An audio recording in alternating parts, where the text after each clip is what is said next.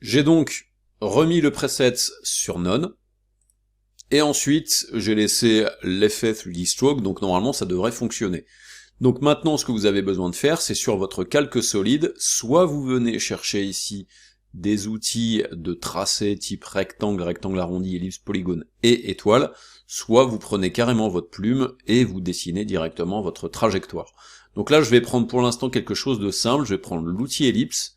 L'outil ellipse, ce que je vais faire, c'est que je vais faire un double clic pour qu'il me le crée directement ici dans la compo, et comme je viens de créer ce masque là à l'aide du double clic qui me permet de lui donner en fait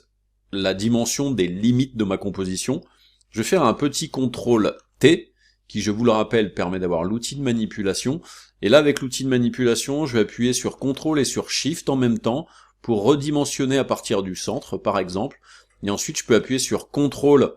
et venir prendre sur le côté comme ça, pour me permettre de faire un rond assez parfait, et après je valide avec entrée la modification. Donc là, vous remarquez qu'effectivement, avec un tracé, j'ai tout de suite, avec 3D Stroke, le tracé qui correspond au tracé que j'ai dessiné.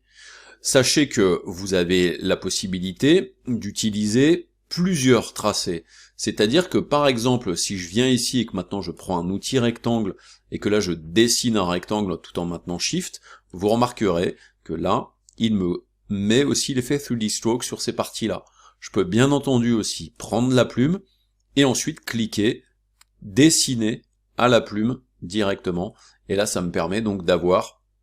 tous mes tracés. Ensuite bien entendu je peux aller faire des modifications sur ce tracé là,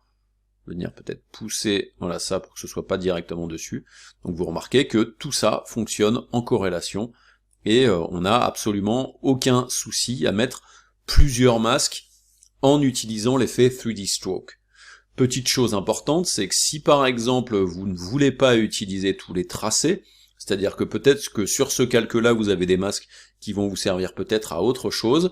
une des premières options que vous avez ici après Preset, c'est le Use All Path. Si vous décochez cette option-là, regardez ce qui se passe maintenant. Là maintenant j'ai l'utilisation de mes masques dans la véritable utilisation d'un masque sur un calque solide, et ensuite je peux venir dans Path ici, et je peux venir choisir qu'il y ait l'utilisation d'un masque en particulier,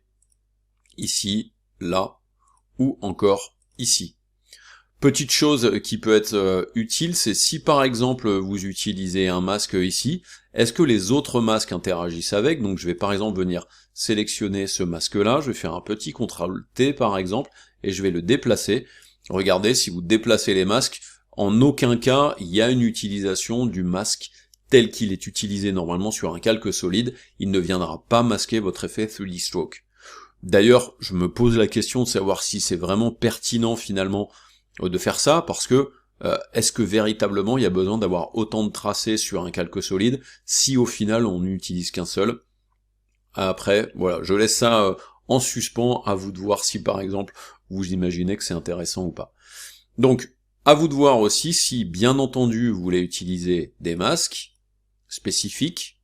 ou alors si vous utilisez tous les masques, et quand vous utilisez tous les masques, il y aura aussi une implication un tout petit peu différente.